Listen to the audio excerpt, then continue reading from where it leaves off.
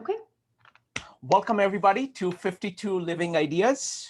I'm delighted to have Dr. Angela Cotellessa leading this series on polymathy. So Angela, take it away. Thank you, Shrikant. So yes, like Shrikant said, my name is Dr. Angela Cotellessa, and I wrote my doctoral dissertation on the lived experiences of modern day polymaths. And you may be wondering, well, what is a polymath? Hopefully, if you're here, you know what it is, but just in case you don't, a definition I like to use that has been proposed by who I think is the forefather of polymathy studies, Robert Root Bernstein and his wife, Michelle. They have said that polymathy is, quote, active engagement, active being the key, in multiple interests or endeavors, integrating vocations with avocations, so work with hobbies, simultaneously or serially across the lifespan. So that's their definition. Basically, it's a Renaissance person. It's someone who's very curious and very broad in their approach to work and life, and not a narrow specialist, even though we live in an age of specialization.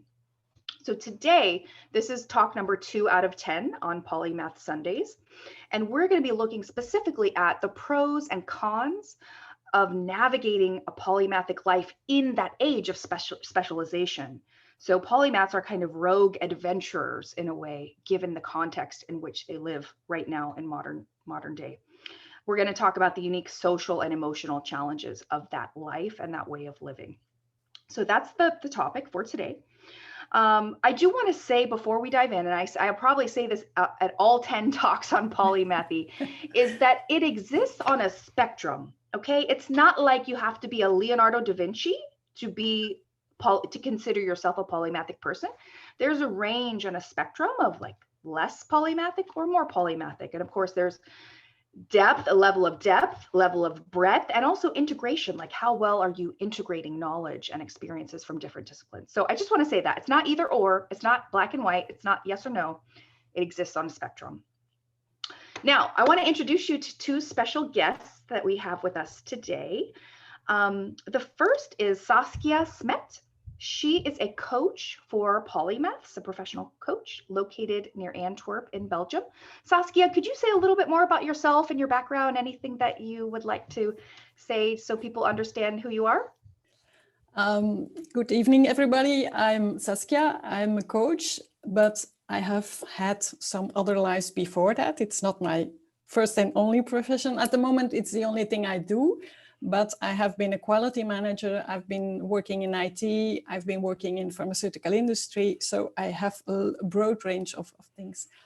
What I do is I coach, advise, and counsel sometimes.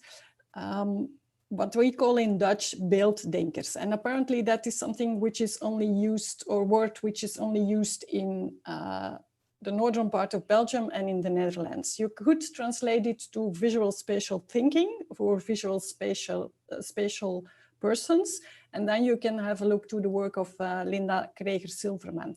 It is not completely identical to polymathic, but it's close behind. And I think that it was also in your previous talk said that there are a lot of people with similar profiles, which are definitely called a little bit different, but that you could better gather all the knowledge together, because there's a lot of overlap, like we say in Dutch.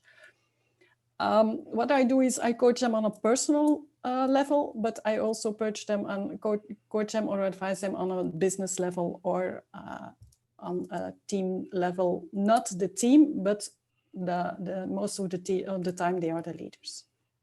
All right, thank you for that. Oh, did you want to say something else, Saskia? No, maybe just the thing. I'm a single mother with 3 children, which are now in their 20s. And they told me a lot, because 2 of them are really polymathics with all the problems they had. Got it. Thank you, Saskia. All right, our second special guest for today is a real life polymath living in El Paso, Texas. He is a member of the Polymaths Place Facebook group, and his name is Geoni Griffin. Geoni, could you say a little bit about yourself, your background, who you are, anything you'd like to share with the group?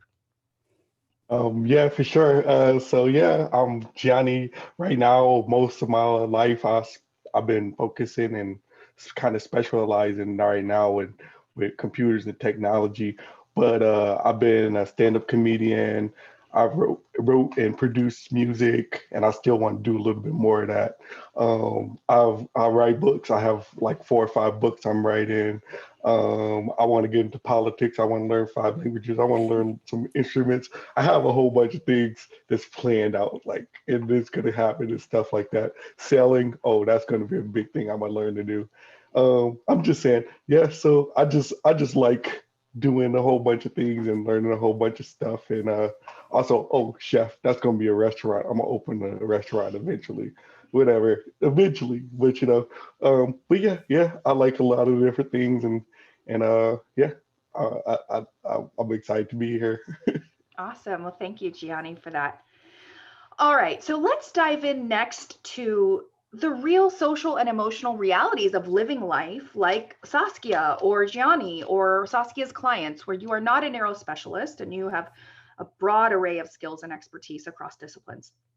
Because we live in an age of specialization, living life in those ways is not so easy. The dominant ideology says if you want to be successful, if you want to be professional, then pick one thing and dedicate your entire professional life and experience in that one area. But some people opt not to take that path, whether it's a conscious choice to choose variety and breadth in addition to depth, or it's just sort of the way your life plays out due to a variety of factors. Some people end up becoming polymathic. And so just to start off, if you're someone like, say, Gianni, and you meet someone new and they say, hi, nice to meet me. Nice to meet you. Tell me about yourself. If you start with what Gianni just shared about himself, it might be difficult for people to absorb that. I mean, of course, this is a safe setting. This is what we expect people to be talking about here. But part of the reality, and I learned this through my research interviewing modern day polymaths, is that telling the story of who you are and being honest about it creates tension, or it's a risk, because you may be seen as bragging, you may be seen as lying or exaggerating. And so a lot of times polymaths actually self-censor what they say about themselves and their background, or maybe even downplay their capabilities because they don't want to intimidate people or make things socially awkward somehow. So they hold back. Saskia and Gianni, I want to ask you, does that resonate with you? Like when someone says to you, so tell me about yourself, what's going through your mind in terms of what to share? For me, it's resonating absolutely. Even if I'm, for example, on a network event, it's really hard to say what should I tell because people don't understand it. It's too complex, and also in sessions you start with one topic and there's a lot which is coming on. It's not straightforward. It can change in a minute. It can change anywhere. So no, it's a problem. Yeah. Yeah, absolutely. But I don't know, like over the years, I would say I've kind of trained my like self to like, you know, give a very specific kind of answer so that people are less like taken aback by like some of the stuff I might say. Cause I mean, like, yeah, if I start dumping, like you said, if I start dumping all that on somebody, or if I even just start getting into like something I'm really interested in, like philosophy or something, it often is off-putting to some people and stuff, and it's like, oh, well, chill, like that kind of attitude. But yeah, absolutely. But yeah, so like I always have to. I kind of almost have grown to just kind of that accept that as like a way of like life and stuff, that there will only be a certain amount of like my self and my identity that I'll be able to share with most people. Yeah. Absolutely. And the reality is we may have multiple identities that shift over time, or we may have multiple identities we're holding at the same time. And normally when we talk about identity, we don't think about it that way, but it's true, especially for polymathic people.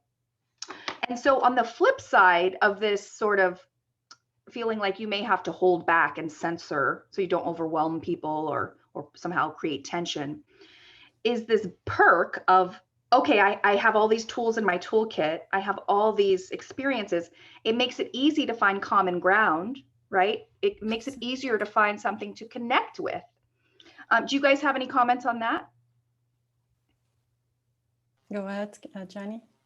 Absolutely. Like that's why I almost meet people and it's almost like sometimes it's, I don't know, maybe I'm a little, I would say, bored or jaded about the simple fact that I know I'll meet them. And of course we'll have something in common because I'm into so much things, you know what I mean? So it's like Yep. of course you're gonna think I'm great about this or that because of course, because that's what I've taken time to like understand and learn and stuff. So I mean, at the same time, I'm kind of like I say, like yeah, of course, kind of thing. But at the same time, it's harder to like know that I'm a form a genuine connection. I still form genuine connections with people, even if it's just over those like simple things that we have in common and stuff like that. You know.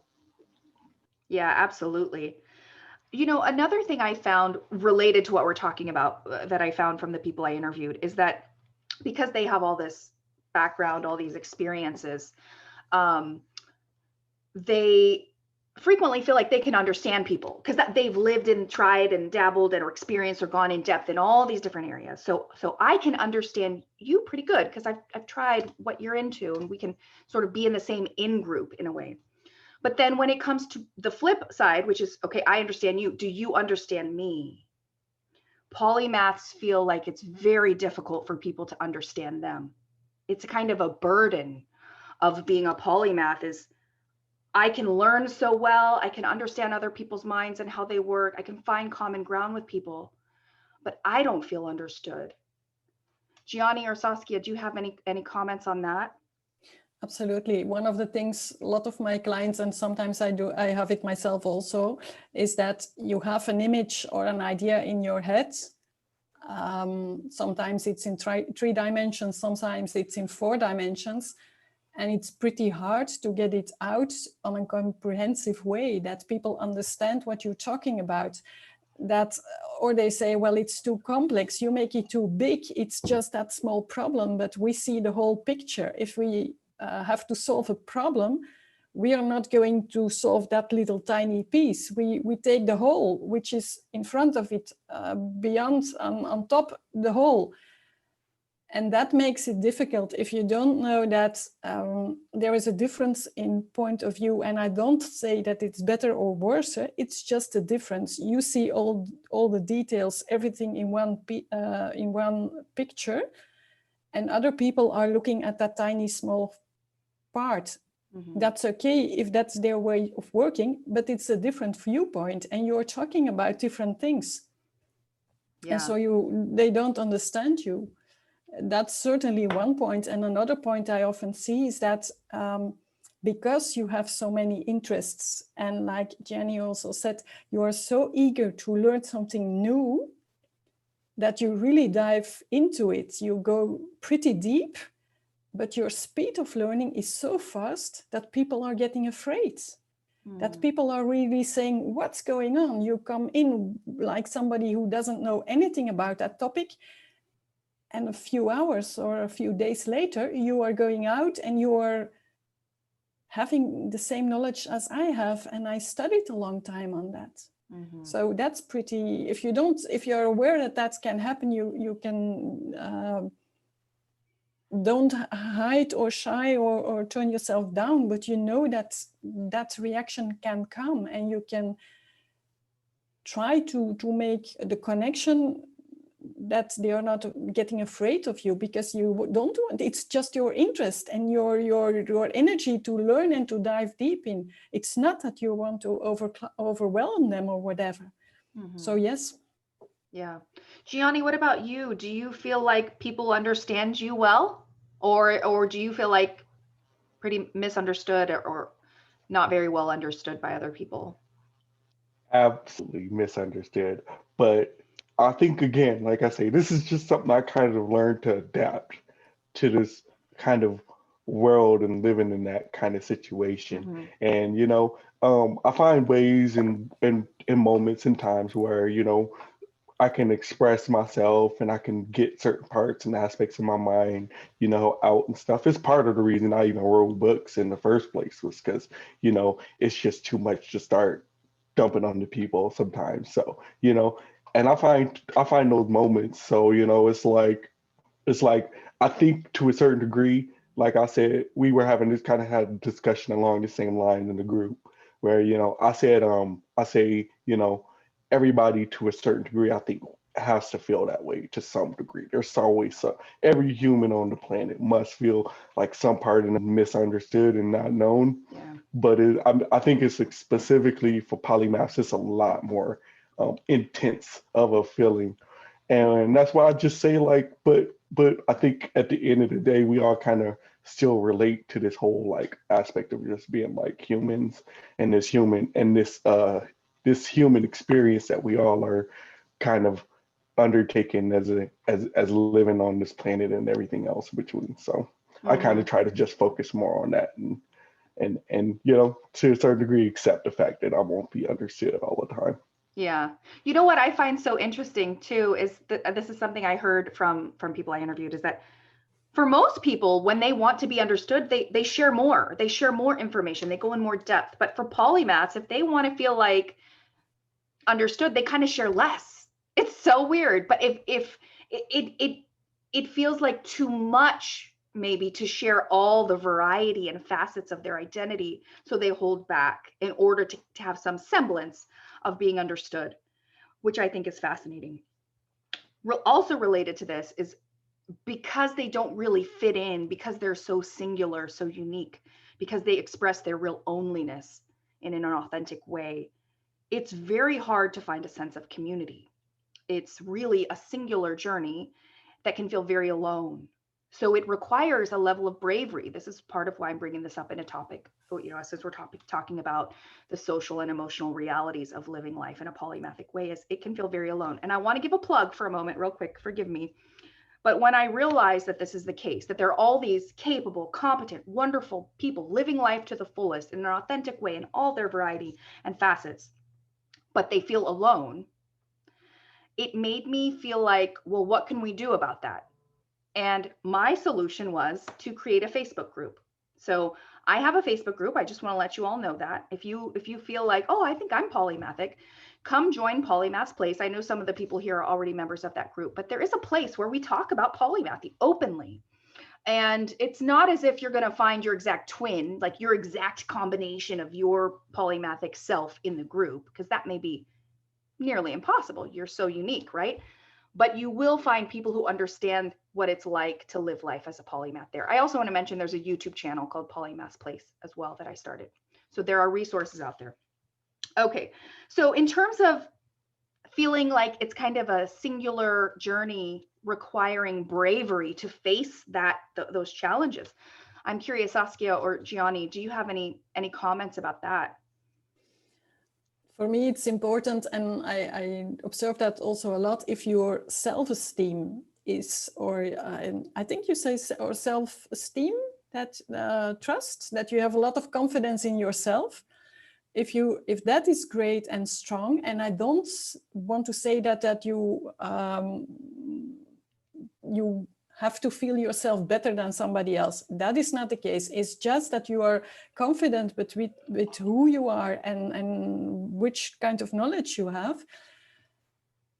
If that is okay, if that is good in yourself, and you can build trust and respect with the people on your workspace or in your environment or whatever you connect with people, that makes a lot of a difference. Because if you are respected and trusted in both sides, both directions, so you trust the others and they trust you, they are not so, or people are not focusing on the differences and the speciality anymore. And I think at that moment, you can share your talents and combine them with the talents of some others, because I think we have to admit that as well. We have some brilliant talents, but we also have some things where we really awful are in. For me, it's administration and everything what's going behind that. And there are other people who are very good in that. But if we share and combine our knowledge, we can help each other, and we can grow together. So that is for me one of the things that I find is the most important. Mm-hmm. Thank you, Saskia. Geoni, do you have any comments about sort of feeling like it's a singular journey and, you know, it can feel kind of alone, like you don't necessarily have a sense of community, or maybe you want to share, since you're a recent member of Polymath's Place, like how does it feel to sort of have this online community that you can be a part of now? Well, I wouldn't, the bravery and the singularity. I mean, I feel like a lot of things when I was talking about acceptance and stuff Mm-hmm. helps to overcome that. You accept the fact that this is the way it is. This is the world. This is how it is. I think it helps to kind of overcome that. Another thing I like to do too, whenever I meet people, I don't care what it is specifically about that person. I always feel like I listen to their story. I listen to them and I learn something from them. So that way I'm like always engaging like my own interest in the whole situation with them. And people love to talk about themselves. So if you ask them a million questions, they'll give, I mean, for the most part, sometimes they won't tell everything, but they love to talk about themselves. So it's always interesting for me to always kind of engage in learning about the person and kind of taking in all those facts and everything else, and then kind of understanding who that person is and who they become, how they became that person, who they are. So I think, yeah, like I said, for the most part, it's just a kind of a kind of acceptance and then utilization of the situation and the way it is. So it's not so scary, I would say. You know what I mean? So it's just, and that was something to kind of embrace and revel in and stuff like that. So Mm-hmm. Right. And can I just add something? I think the Polymaths tribe or the other groups which are online available are good as an addition, because sometimes we need to ping pong ideas or challenge some of our thoughts on a pretty fast level. And that is, I think, therefore you need other polymaths who don't care that you ask silly questions or strange combinations of questions or whatever, but that you can just start some ping ponging with thoughts and ideas. And that's where those groups are good for. That is what I hear from my own clients as well, that they need that interaction. They can well integrate in normal day, but sometimes you need that interaction just to free it all up and to start a way of thinking on that high-speed level without having to be limited or whatever, in whatever sense. Right. Yeah, that makes a lot of sense. For sure, polymaths, I mean, one of the things I heard from the people I interviewed was that it was really refreshing, actually, to be able to have either professional relationships or friendships with other people who are polymathic. It was sort of like, I can let down my guard a little bit. I can be more authentic because these people understand what it's like. At the same time that engaging with other polymaths was refreshing, there's also something to be said for polymathic people engaging with narrow specialists. One of my participants said that the polymath can be like a parasite of the expert. The parasite of the expert is what he said. And it's true. Like, you can really learn from narrow specialists, and you can learn from, I mean, you can learn from anybody. So I just want to put that out there, that, polymaths may feel like it's hard to find a sense of place, but going out and engaging with people, whether or not they're like yourself or not, there's something still valuable in that. One of the things too I want to mention in terms of like kind of a positive of being polymathic is that it can actually, especially if you're like outgoing, if you really enjoy having a rich social life, is it may mean that your friend group is actually quite broad and diverse. And so it can help you learn about more. It can promote your polymathy even more because you're open to different types of people. You can learn from those variety of people then and enrich your own polymathic understanding even more. And by the way, Saskia and Geoni, I'm gonna keep sharing some of these sort of facets, facts of social and emotional realities of polymaths. But if you have something, I'll periodically stop and invite you. But if you have something to add, please just jump in, okay? Okay. What else can I tell you? Another kind of like fun fact, there wasn't complete agreement from the polymaths I interviewed, but some of them felt like, okay, yes, I hold back because I don't want to shock or overwhelm people. I don't want them to think I'm bragging or lying or exaggerating. Sometimes a polymath would feel like it's fun. It's fun to be like, oh yeah, I build houses and fix cars and did stand-up comedy and I'm an IT guy and all the things that Geoni does. It can sometimes be fun to just drop those little gems and see how people respond. Geoni or Saskia, do you have any comments on that? The sort of fun playfulness of shocking people with all your unique variety? Well, sometimes you can surprise people by saying, I don't know nothing about, for example, ICT. And then they ask me a question and my answer, then they are afraid and say, well, this is pretty expert information that you have there, but that is, you combine everything and you learn, and if you see something do, you pick it up. And then it's sometimes tricky to see that people underestimate you, even on general topics, that they think, well, that is something you don't know, and that you just can do it. Yeah. And I think it depends also. In some situations, I will make a fun of that just to see how they react, or if people say, well, you can't do that, but in most times, well, it's yes, you surprise them often by your knowledge. Yeah, absolutely. And that's true. It's not that you want to brag, but you surprise them, but with the depth and the knowledge you sometimes have. If, I think that's most important, if it is something you are interested in, because you can't learn something you're not interested in. Geoni, go ahead. I was gonna say, it can be kind of fun and kind of, it used to be a lot more fun for me before, but till you start realizing people think you're kind of arrogant and full of yourself and stuff like that, those kind of people started thinking that kind of thing to kind of shock them with all of the different things. But now for me it's just more of a, if I shock them when I start, showing the skill or working on something or doing something, then it's like, I'm like, fine, it's no big deal, whatever. Why are you tripping? Why are you making such a big deal about this? Yeah, it's kind of fun to do it then. But I tell you what, it's a lot less fun on dates to do it, because they get really freaked out about it. So I'm just saying.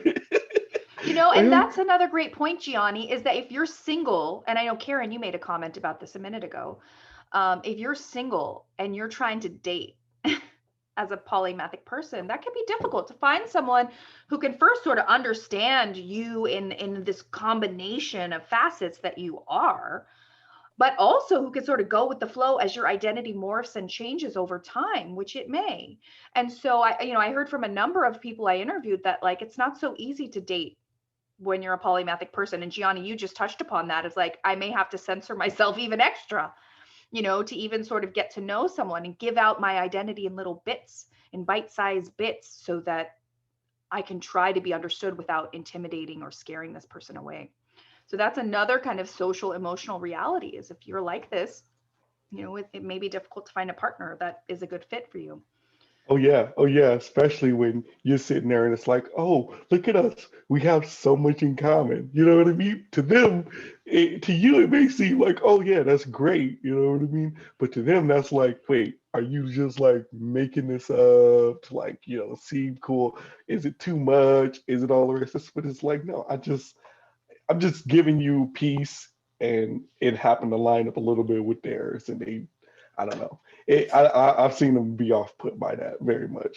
Yeah, I hear you. Would it also be in combination with the way that we, for most of us, often change plans last minute and change directions completely 100 degrees if necessary, and it can be unpredicted, and that for some people this is really well, you have to be used to that everything can change, and that there are a lot of changes in interests and in life and in things you're going to do with that kind of stuff.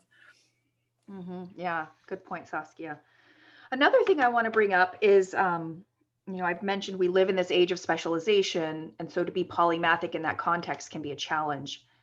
And part of what the challenge can be is pressure, expectations from society, from employers, from parents, from spouses, from people you're dating, to somehow sort of fit in a box, like get a little neater, get a little tidier, and get in the box. And polymaths are usually like, no, I refuse, I won't get in that little box. But I just want to say something is that we don't exist in isolation. We are all embedded in a larger context. We are in organizational cultures. We are in national cultures and regional cultures, racial cultures. And we're also in myriad relationships. And so part of what can happen for polymaths is either their polymathy can be encouraged or discouraged because of the social context in which you may find yourself in. That can happen. I want to share, for example, one of the people I interviewed was a highly, highly capable, intelligent math whiz. She had been really good at mathematics and music, by the way. She was a whiz at both of them her whole life. And she majored in math in college.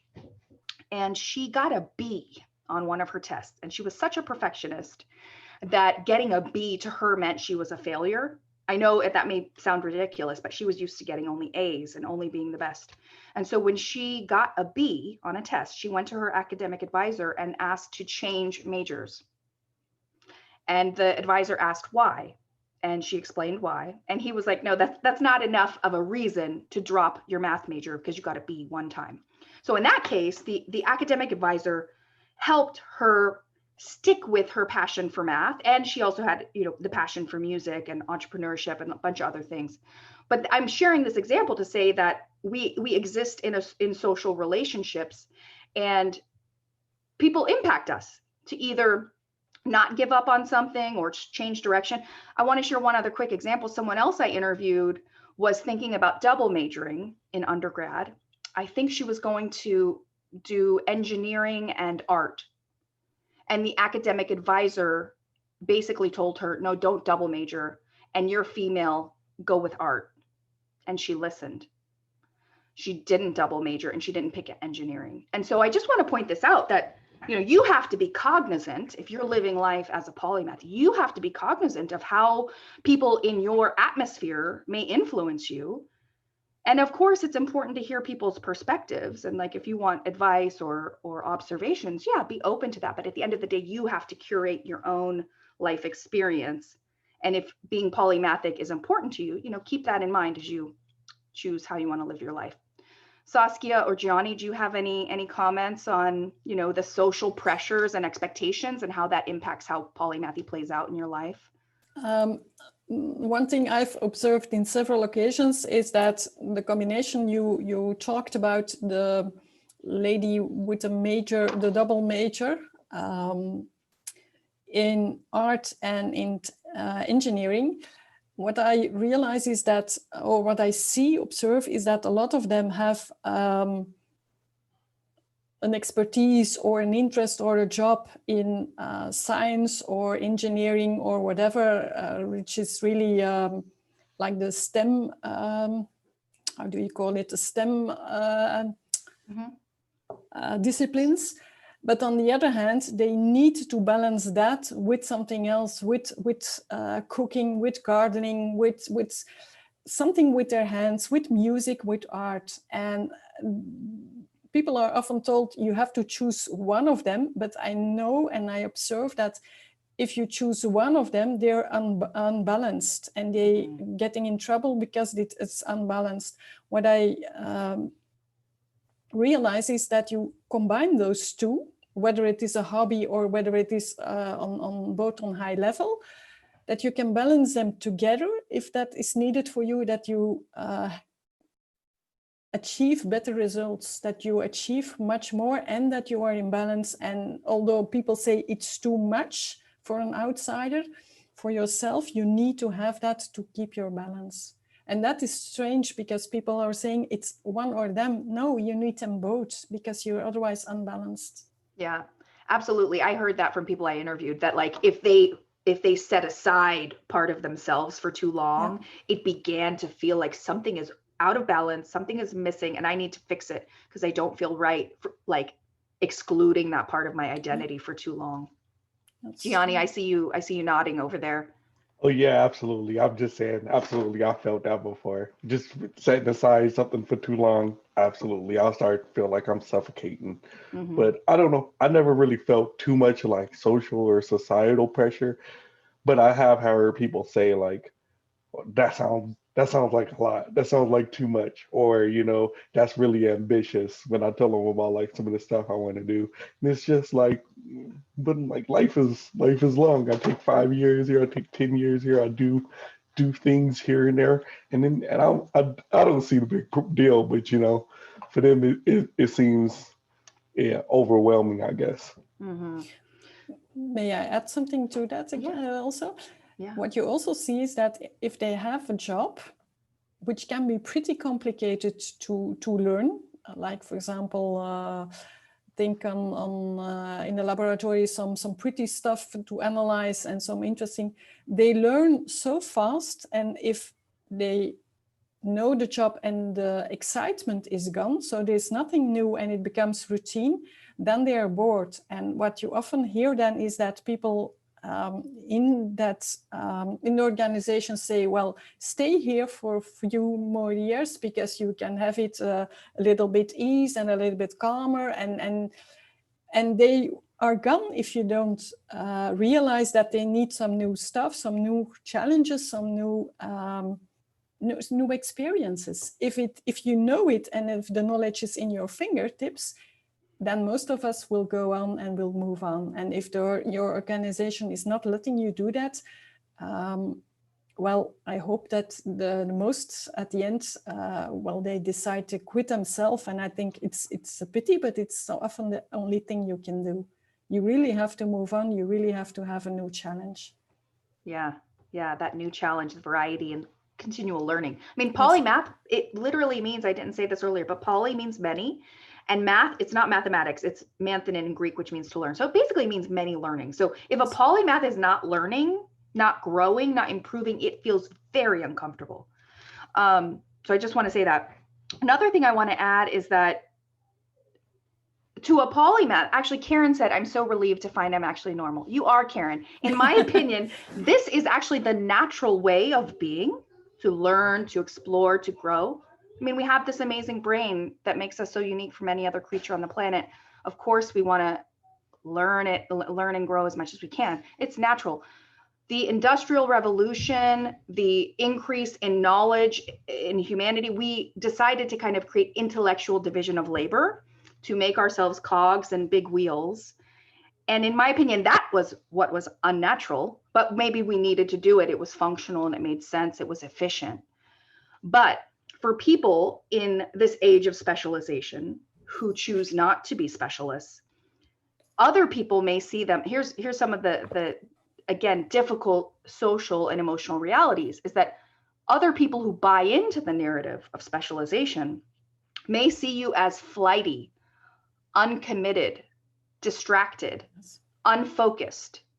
And so part of the reality of living this natural way in a harsh environment, the age of specialization, is feeling like you have to defend your choices, or feeling like I'm going to try not to care what other people think of me, even though it kind of is impacting me, what they think of me. So that's part of the reality as well, is feeling like I have to defend the way I live my life, the way I learn, the way that feels so natural to me, and trying not to care what other people think, but then they do. Eric, I saw you raising your hand. Did you want to make a comment? You can go ahead and come off mute. There you go. So they see it that way because that's usually what it is, right? Like most people who sound like that because they are kind of flighty and never get good at anything.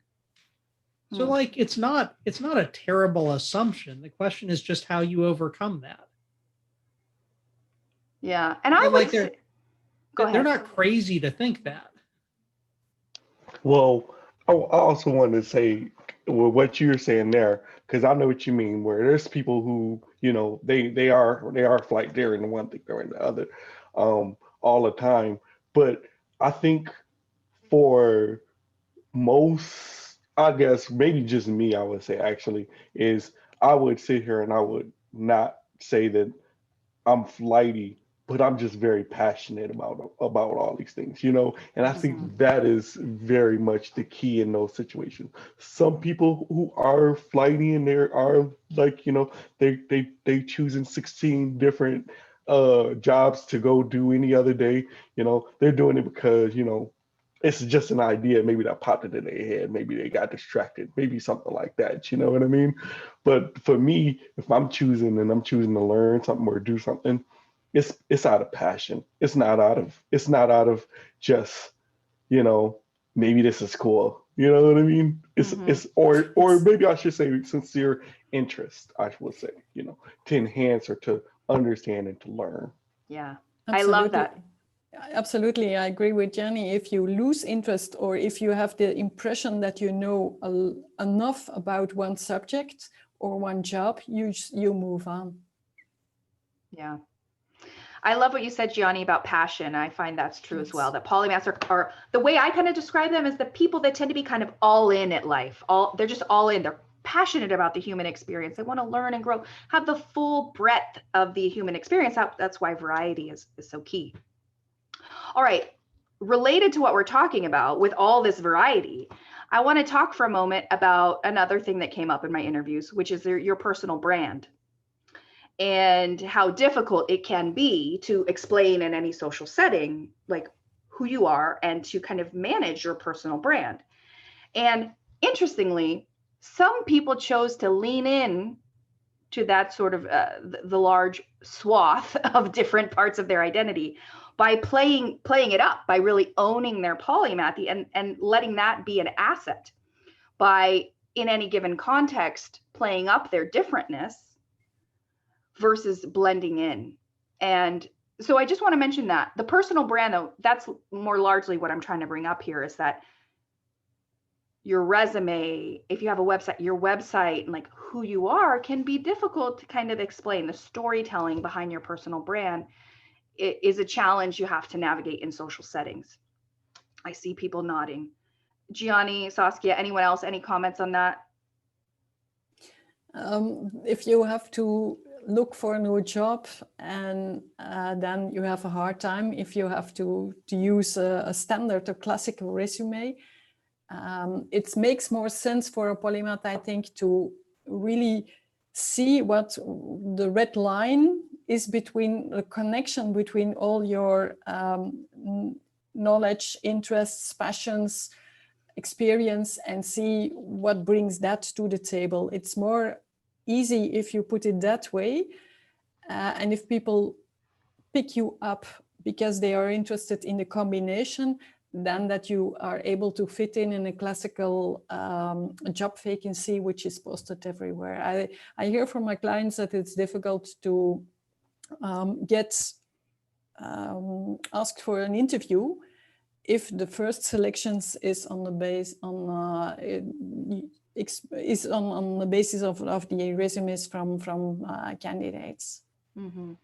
I see, by the way, Angelia just put in the comments, a website, question mark, how about a few?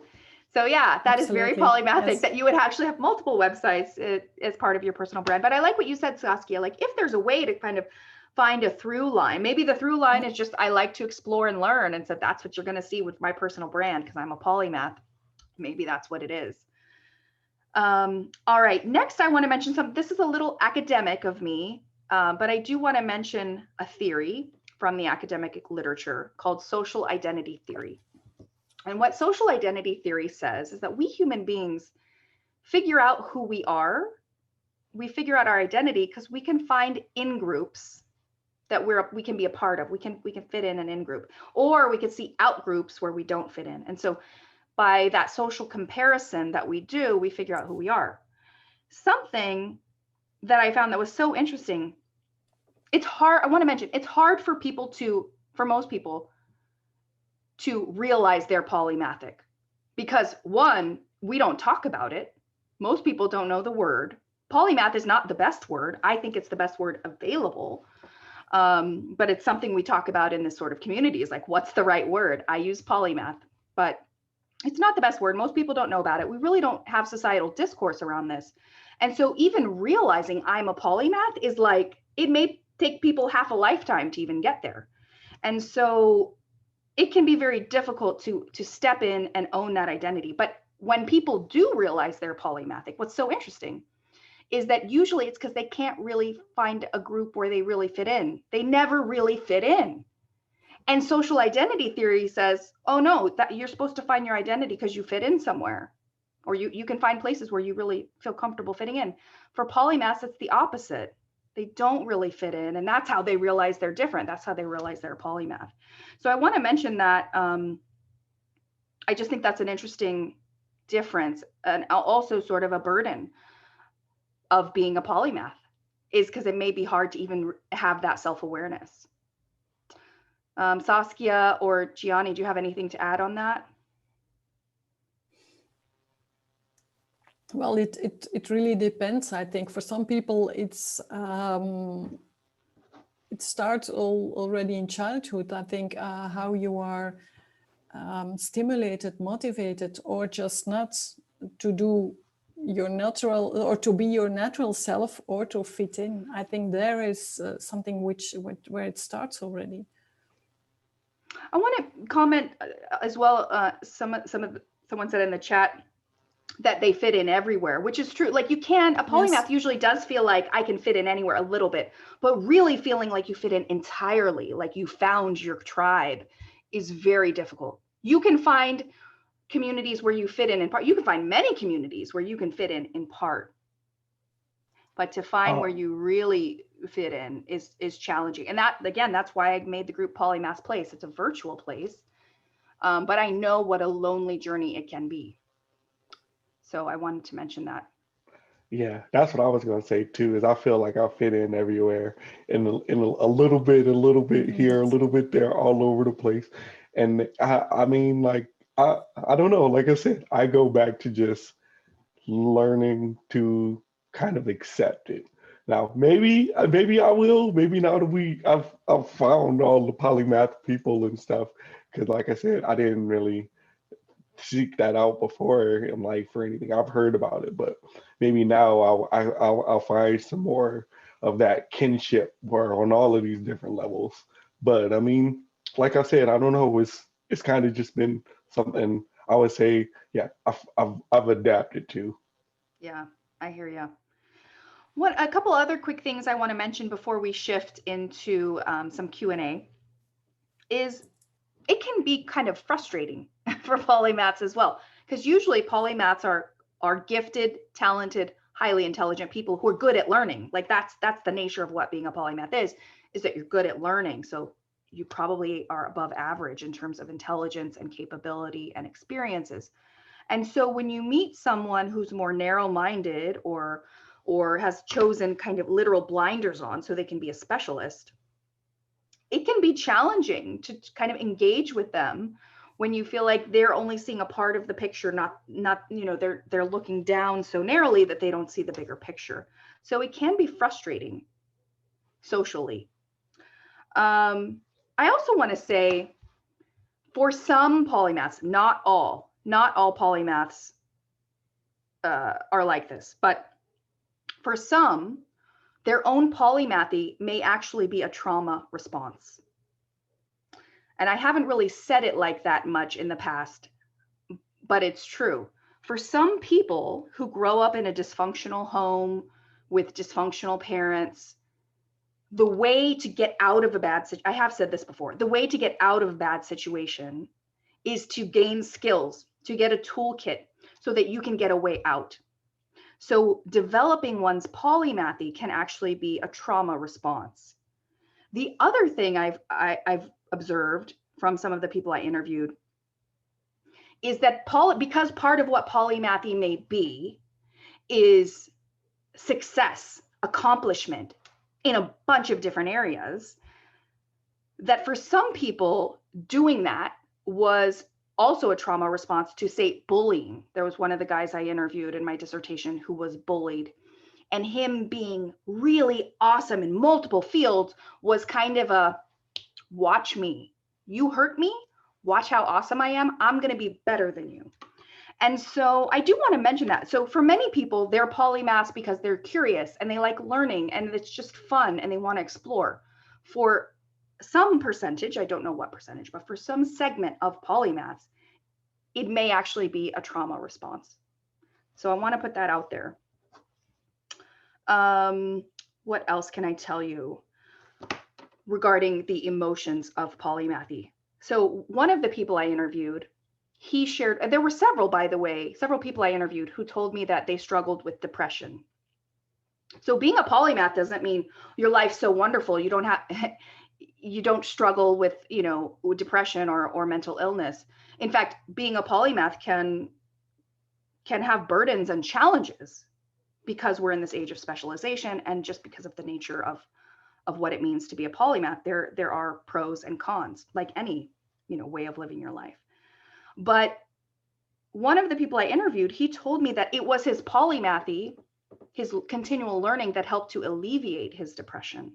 He realized, he had this epiphany that learning makes him happy.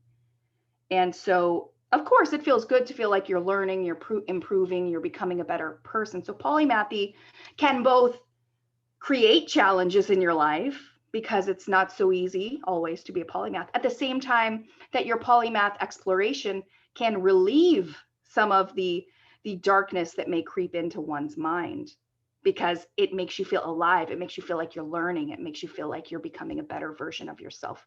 Geoni, I see you over there nodding. Do you have any comments you'd like to share? I was just saying absolutely to that, because you know, like, even just like, I'll say this, because you know, my upbringing wasn't exactly ideal, and it left with a lot of problems, I will say, you know. But absolutely, I learned just the aspect of learning other things. I learned how to help myself out of my own situation, to the point that, like, now I feel, you know, I conquered all those problems. I've overcame them all because I was able to, okay, go find the solution, go answer the question. What is the problem? Get to the heart of things, and kind of apply, kind of like how I did every other problem in my life, you know, any problem, even when I had a math problem, you know, or whatever else, I kind of applied the same kind of uh, uh, I guess, like I say, you know, attitude towards it that helped me to actually find and understand the solution. So then I started, you know, kind of getting into the humanities and understanding that kind of stuff to kind of apply towards those things. I mean, absolutely, I agree with that. It helped me out of my own situation. Yeah. Something else I heard from people I interviewed as well is that the actual act of learning, and a lot of polymaths would read from a young age. They're just, polymaths tend to be people who read. Not all of them, but you know, a lot of them, that's how they learn, is through reading. And so just reading could be a great mental distraction from maybe a difficult home life or a difficult or stressful reality. So, you know, you see the link. It's not as if polymathy is just some intellectual pursuit. There are emotional realities and how they intersect. You know, like my polymathy may be the antidote to my depression, for example. So I just want to point that out. Another thing, and we're wrapping up here, and we're gonna switch to Q&A soon.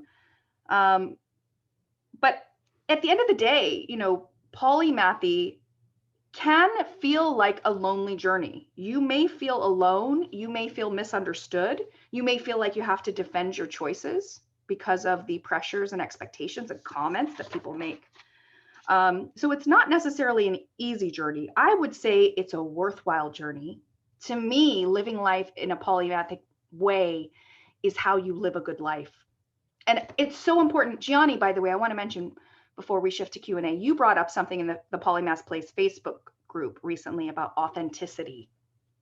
Can we talk for a moment about authenticity? For me, as someone with polymathic tendencies. I'm curious, I like to learn, I want to have the full human experience in all its variety.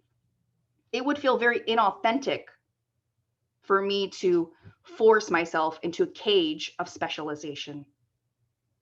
By the way, cage of specialization, I say that purposefully.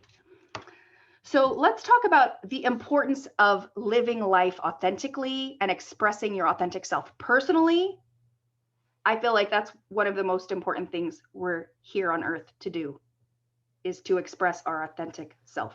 So Geoni, what comes up for you when we talk about authenticity? I mean, it was a lot of what we kind of already touched on, being able to share your actual self and who you are, that. But it was also the aspect of the authenticity other people will, I guess, assign to you and give to you because, they think, like you say, maybe lying or exaggerating or coming up with stuff that's not even, yeah. You say you did all of this, say you know all of this stuff, but do you really? Like, are you just trying to seem cool and impress somebody or something? It's the authenticity of those things. And I mean, that's why I say, like, it's such a broad thing, but I think it spans on like a bunch of different aspects of just like what it is to be um, yourself, like you said, and be you in the world and stuff.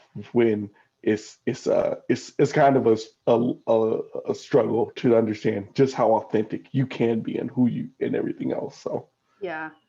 Absolutely. Saskia, did you want to add something? Absolutely, I absolutely agree that finding your authentic self and see how you can be part and contribute is really important as a person. And Yeah. authenticity is in that key for me, because what Jenny also said, that is, it demonstrates to people without bragging that you are not bragging, but yet that you have a deep knowledge.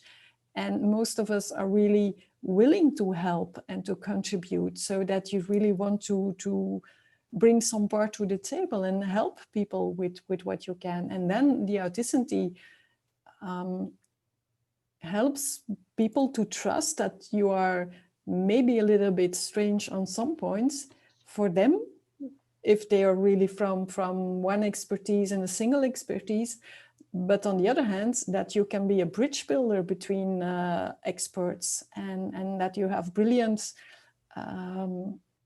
talents to combine with their talents. Yeah, absolutely. I love the idea of being a bridge builder and also a synthesizer. Yes. At the intersection of disciplines as well. I just want to say regarding authenticity, and then we'll move along, but it's so important. We don't know if we get another life, right?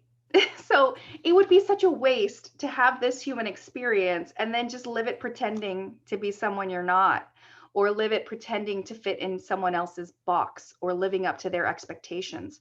I want to encourage anybody listening to this to embrace their onlyness, embrace your uniqueness, embrace who you are. If you think about it, what did it take for you to get here in all the cosmos and all the planets and all the ancestors and all their experiences and all the things that had to survive and happen for you to get here? It will never happen again, just like you. You will never happen again. With your DNA at this time, with these experiences, you are a unique creature, and embrace that. It's precious that you exist the way you do, and let your light shine. Okay, so there's my little pep talk. I want to say too, someone asked about my dissertation. It is available for free digitally if you Google In Pursuit of Polymaths, or you can Google my name, Angela Cotellessa. It's available for free digitally on ResearchGate. You can also find it in hard copy on Amazon. I think right now it's only shipping to the United States. I have to figure out how to fix that, but it is available as a book if you'd like it as well. Okay, so we've been talking for an hour already. Wow, that went by quickly. I want to switch now to some Q&A. So let's open up the discussion. Like, what do people in the audience think? What's come up for you? What questions or comments do you guys have? Wonderful. That was amazing, Angela, Saskia, and Geoni. That was just fantastic. So, folks, it's time for Q&A. We have 4 rules, as always. Number 1, type an exclamation mark in the chat or raise your hand in Zoom in order to speak. Number 2, keep on topic. Number 3, be brief. Number 4, speak your mind. Feel free to disagree with anybody on anything and do so courteously. All right, so first question is from Michael Cilion. Go ahead. Yeah, I was interested for my part of this is I'm very interested in what gets us into flow and what happens when you seek out flow states in learning or various kinds of extreme things like raving or extreme sports, and also like low-key flow states when you can just spend hours in flow reading a book or just go rabbit holing on Wikipedia and YouTube, things like I do often. So what is like the flow state side of being a polymath, seeking out and always seeking these flow states? Yeah, that's an area I hadn't really thought a whole lot about before. Michael, good to see you, by the way. But I think for polymaths who are very passionate and excitable by ideas, I would think that maybe polymathic people have an easier chance of getting into that flow state, maybe because they're excitable, because they're passionate, because they like ideas. I don't know. Does that resonate with you guys? Do you think that fits? Yeah, I see Alice did the little clapping emoticon there. Martin says, yes, Angela. Yeah. Excellent. Awesome. Next question is from Angelia. Angelia, go ahead. And folks, you can just line up for asking questions by typing exclamation mark in the chat. Angelia, go ahead. She asks, in relationships, how do you define yourself to someone? This is the real challenge of sort of navigating your personal brand. It's not so easy to summarize yourself in a few sentences. And it can also be very intimidating and scary to sort of reveal all your variety and uniqueness and facets of your personhood when maybe you've never even met someone with that exact combination. So it can feel like a risk to open up and share all of your personhood with someone. And when you're dating, that makes it even more difficult because you're already sort of vulnerable, putting yourself out there on a date with maybe someone you don't know. And it's it's a unique challenge to be dating as a polymath. I would say it makes dating harder. And that's what I heard from the people I interviewed. One other thing I'll say when it comes to romantic relationships, the majority of the people I interviewed did not have children. They may have been in relationship, but it's not easy to have children and juggle like a polymath usually does. And by the way, I want to say you could be a polymath who focuses on A for 5 years and then moves to B for 10 years and then combines A and B to make something else. It doesn't have to be all at the same time. It can be back to back, the way you pursue your polymathy. But most polymaths I know juggle. They spin multiple plates at the same time. And so if that's how you are, sometimes when you have a kid, it means your polymathy may suffer because you're in child rearing mode, or it makes it more difficult, or it slows it down. So that's another aspect of sort of romantic relationships and the children that may come to fruition as a result, is that that also presents its own unique challenges. Right. Next up is Alex, Martin, Jean, and Nicole. Alex, go ahead. By the way, Saskia and Geoni, if you have any replies to any of these questions, please just jump in. I guess my question is, does a morning routine or a routine in general greatly affect one's polymathy? Routine. It depends on the person. Some polymaths are real organized and structured, and that's how they get accomplished, is because they're so good at sort of being structured. They can make things happen through being highly organized and managing their schedule and having routine. Other polymaths are just more go with the flow types. But what became clear is that time management is a real issue for polymaths. Sleep. I didn't think sleep was going to come up in my interviews, but sleep comes up because it takes up a third of your day. And some polymaths function very well with very little sleep, and they sacrifice sleep because they're so curious and so busy and so interested in other things that's what they want to spend their time on. And other polymaths are like, no, if I want to perform at a high level, I need my 8 hours of sleep a night. So what I know for sure is that time management, whether it's routine or more go with the flow, is a real challenge polymaths have to navigate, because their minds are just so hungry. Their minds are so hungry.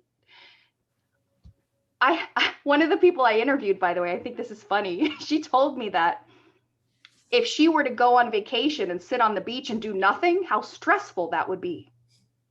Like, doing nothing and just relaxing is kind of unpleasant and unnatural for some, not all, but for some polymaths, that's very, very strange. So I want to put that out there as well, as long as we're talking about how you spend your time. Excellent. May I just add some short thing? I mix both. I have a morning routine, but it's a very, very strange routine. The first hour, I don't want to see anybody. I don't want to hear anybody. And I give my mind the opportunity to wander around and to do the things I get the impression on that moment. Having a meeting in the morning is for me real hell, because then I have to shift it or skip it, and so it's wandering time. Mm-hmm. And I want to chime in too. I have to agree that, like, with what you were saying about the time management things, I have like it's a myriad of things that I just feel like of human existence and human like life and tediousness of things that I feel is just like a burden, because they get in the way of that whole aspect of those things. It's so funny. Like, I literally wish I didn't have to sleep. I literally wish that was not a necessity of life. I literally wish I didn't even have to eat. Honestly, I love tasting food. I love the taste of food. I love eating, but like the necessity of having to sit down and make a meal and cook it and do all the rest of the stuff. Oh man, absolutely. And it's a lot of things that I would say are just like I say, just tediousness of human life experience that get in the way of learning. But like I say, again, I had to like kind of train and learn myself that like I have to take care of not only the human that is here, you know, because it is what I'm able to do everything through and what I am able to perceive everything as this being and as this entity. So I have to take care of it anyways, and I have to take care of those things and do those things anyways. So I accept them, but I absolutely feel like they're such a hindrance. Yeah, absolutely. For someone who's passionate about learning, it can feel like such a drag to have to do something like laundry or dishes, like, but you need to do that to, exist and be clean and all of that good stuff. A few other things that I just thought of too that I'll add is that although a lot of polymaths can feel uncomfortable if they're not doing something, if they're not learning or being productive or absorbing information or creating something, there is some value. There's some evidence that by clearing your mind, by creating space, by not doing anything, it sort of opens up your mind to explore and get to create linkages and to be creative and innovative, which is a kind of a superpower, by the way, of polymaths. Polymaths, because they have this broad toolkit of experiences, their superpower is building the bridge between disciplines, like Saskia said, seeing the bigger picture, synthesizing information, innovating, being creative. That's the power of polymaths.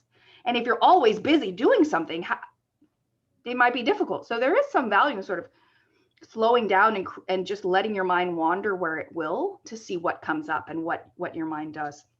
I will say too, something that came up with some of my interviews was that polymaths tend to be better at switching, because there's so much going on. They're so used to switching from this to that, over here, over there. They tend, I would guess, I don't have evidence for this, I just have sort of, their stories. I don't have data, but I would say polymaths probably on average tend to be better at switching tasks mentally or physically than people who are narrow specialists who just are not used to switching in that way. And someone else said in the comments, it's not just managing time, it's also managing energy. So that's something else, like something I do. And here's a tip and a trick for you guys, is when I've got things I need to get done, I sort of check in, like, what do I feel like I have energy to do? What am I passionate? What do I want to lean in today? And if I have some leeway in terms of timing of when I do certain tasks, just sort of tuning in and finding out, what do I feel like doing today? Because I may have a menu of 10 things I need to do, and just sort of self-managing my energy and my passion at that particular moment for what I want to tackle on any given day. So those are a few other things that came up for me. Another And thing Angela. what you can do is that you, now I forget what I wanted to tell you.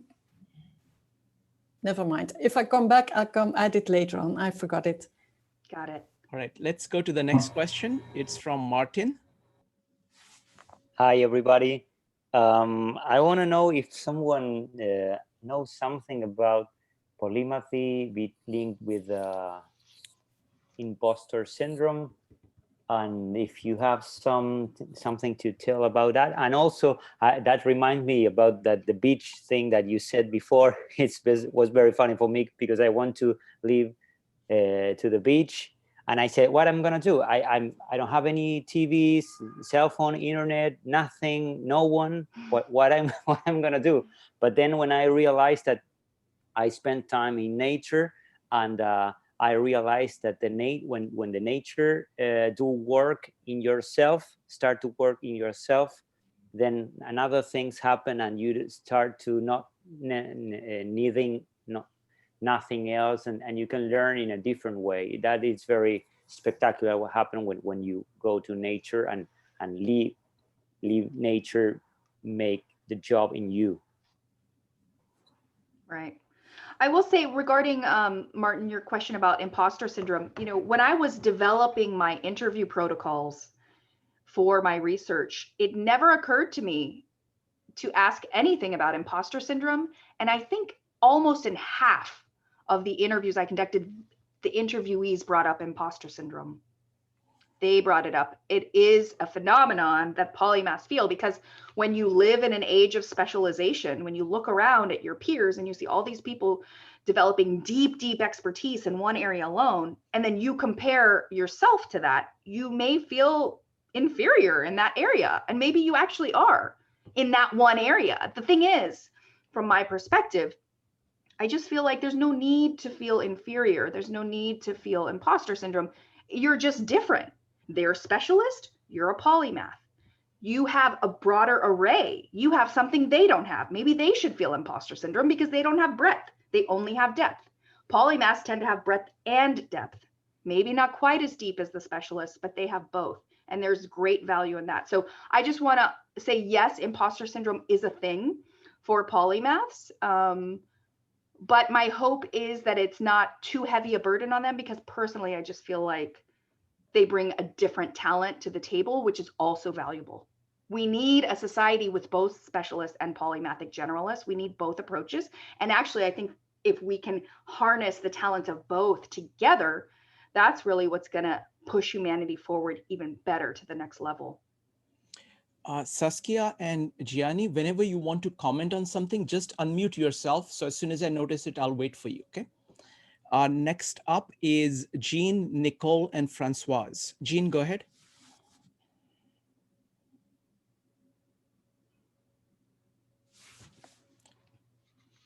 Jean, you need to unmute yourself.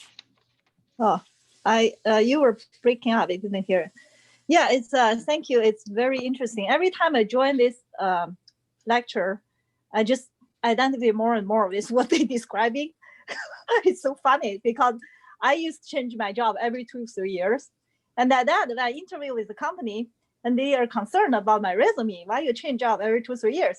And I have to explain to them. I said, you know, you learn all the things you need to learn in 2-3 years. Then it get boring, and I learned so much through different jobs. And at the same time, I realized loyalty is very important to the company. It's like dating. Now I'm ready to settle down. It's so funny. But anyway, now I work for myself. I haven't changed job for more than 6 years, which is the longest. So my question is, for sharing is, I think having kids for polymath is the best thing you can ever have, because through my kids, I learned so much. Like now I learn nutritionist, I learn education, psychology, All this because of the challenge facing through kids. So I encourage every polymath to have more kids, have more polymath kids in the world to make the world more interesting. Another interesting thing is I read the book, Linchpin. I think it's exactly what polymath people are. We are the linchpin, the key person to make the things happening. So the linchpin can connect all the specialists, and we have big pictures, and with the leadership, we can do important things. Another thing I believe, Elon Musk, I think he is polymath for sure. He have done multiple different things in very deep depths and make huge change for people cannot doing in their lifetime. Thank you. Yeah, absolutely. Thank you, Jing, for sharing that. I think Elon Musk absolutely is a polymath. Thank you for sharing the book Linchpin. I want to say, Jing, too, you mentioned you're an entrepreneur, you work for yourself. I haven't mentioned that yet in this discussion, but one of the challenges of being polymathic is that organizations usually discriminate against polymathic types. So many choose to become entrepreneurs so they can use their full talents and sort of find a place where they fit in, maybe even combine their interests into a unique job. But being an entrepreneur has risk, right? Like there are no guarantees when you work for yourself. And so that's another emotional reality, is if you're a polymath who's become an entrepreneur, like that can be a stressful situation. It can also be wonderful and enriching and rewarding and joyful too.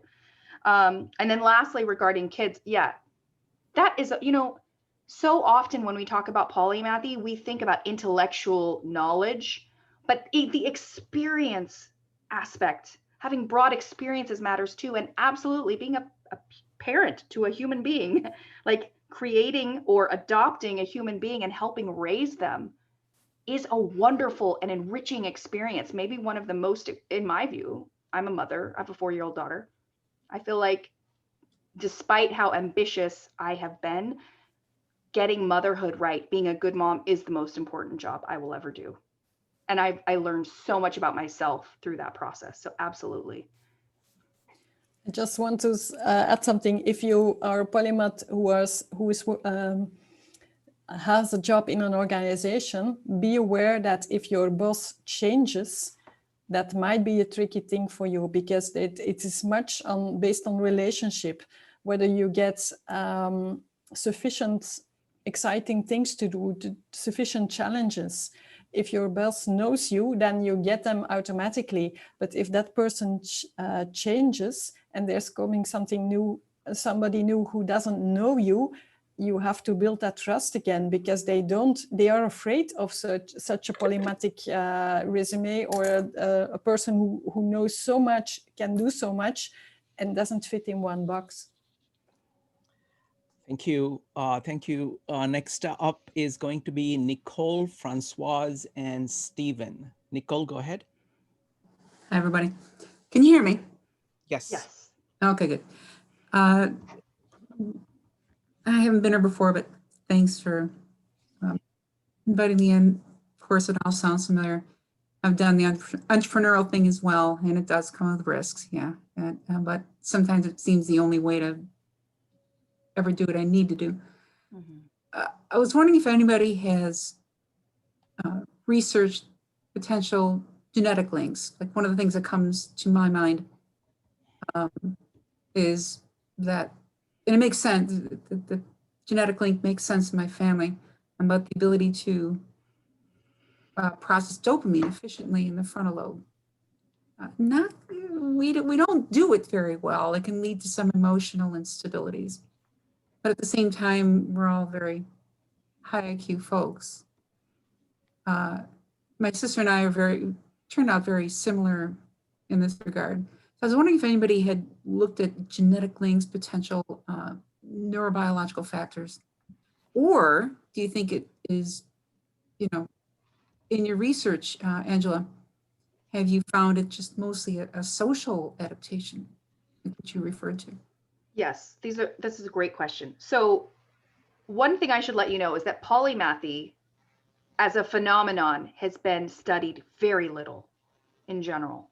So there may be studies about like IQ and genetic factors, or like brain structures and IQ or giftedness, like that stuff exists, but it's not specific to polymathy and sort of the wide variety of learning that polymaths do. So there's very little research. I found a study about like the right temporal gyrus or something in the brain, how maybe that may be linked with openness to experience and creativity, which are associated with polymathy, but the study was not on polymaths in that way. I tend to believe, yeah, absolutely, our brain structure. I'm sure if it was if polymaths brains were studied, and by the way, I'm not a neuroscientist and I'm really ignorant about a lot of this stuff, so it's not my forte. But I'm guessing for experts who might study the brains of polymaths in the future, there may be something different when compared to people who have lived their lives as neurospecialists. I have no doubt that there would be physical differences, genetic differences. One other thing I'll mention, I did ask every person I interviewed if they thought their polymathy was due more to nature or nurture. Now, what they think is not evidence, but they're the experts of their own lives, if anyone is. And so it was interesting to hear what they said. And almost all of them felt like it was both. Like there had to be some nurture. There had to be some basic, level of capability built into their physical anatomy for them to be good at learning, about lots of different things. So the nature had to be there, but so did the nurture. But the way the nurture showed up was not the same for everybody. Some people had difficulty that led to polymathy. Some people had supportive, wonderful resources that led to polymathy. Great parents, difficult parents, lots of financial resources, little financial resources. So the way they did it, or the way that polymaths came to be was not a consistent story. What was consistent is that family life early on and finances did play an important role, but the exact role, positive or negative, I feel like I'm not saying this very well. Supportive parents, not supportive parents, lots of money, little money, both options could lead to someone becoming polymathic and help them. Even if something appeared difficult, it might have helped them become polymathic, because if I don't have money, I can't outsource fixing my car, so I have to figure it out myself. Or I had a difficult childhood and I really need to tick it out. Or maybe I even just need a mental escape now, so I read a lot of books. And then by reading a lot of books, I become more knowledgeable about a variety of subjects. So it's nature and nurture both, in my opinion, and also in the opinion of most of the actual polymaths I interviewed. Geoni? I just want to say my biological father is definitely a polymath. I didn't know him for 31 years of my life and stuff. But yeah, we started talking and we started meeting, and it's like all the same kind of thing. So for me, if you ask whether or not it was nature or nurture, I know for a fact at least some part of it was definitely nature for me. So and the nurture, yeah, absolutely. But I think, like you were saying, I think more of the fact that is the situation, the polymath became not the they became themselves because of the situation. It's not the other way around. The situation created them.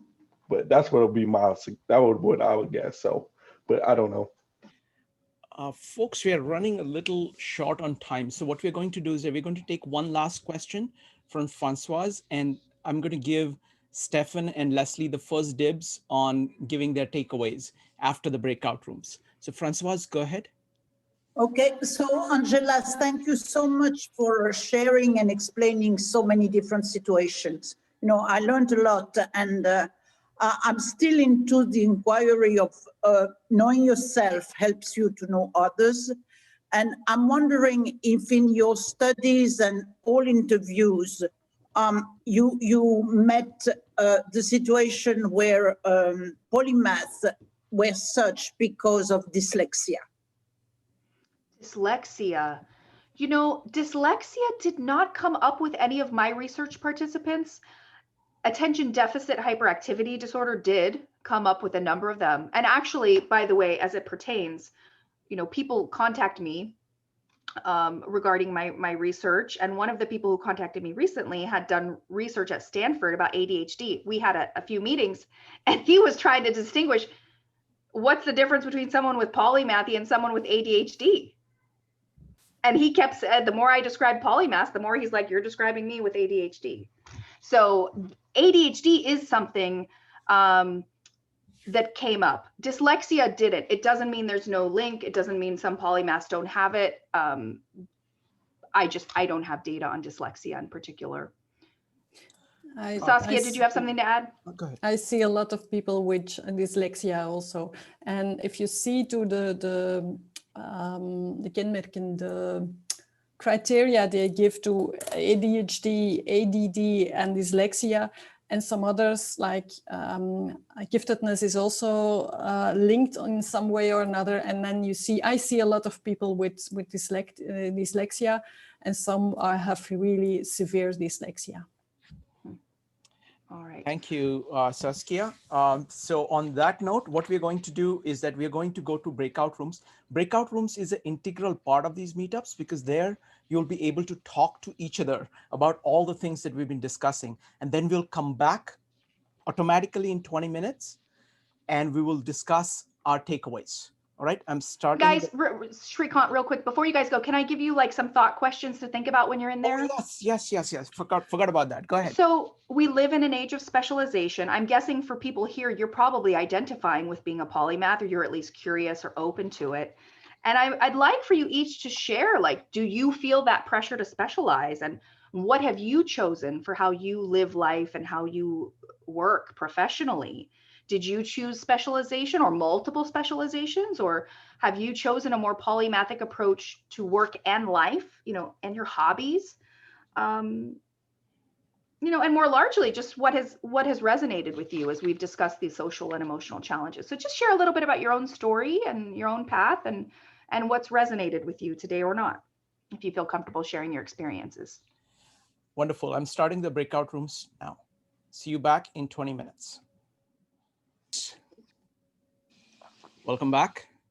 All right, it's time for takeaways. So I'm going to give, so what we are doing is that you can talk about your takeaways. What are you walking away with from this meetup? And you can also ask a question, the most important question. Try to be brief.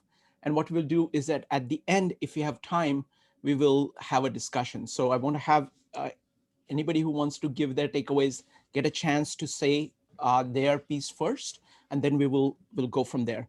I'm going to start with Stephen and Leslie first. Stephen, Leslie, and Barry. Stephen, go ahead.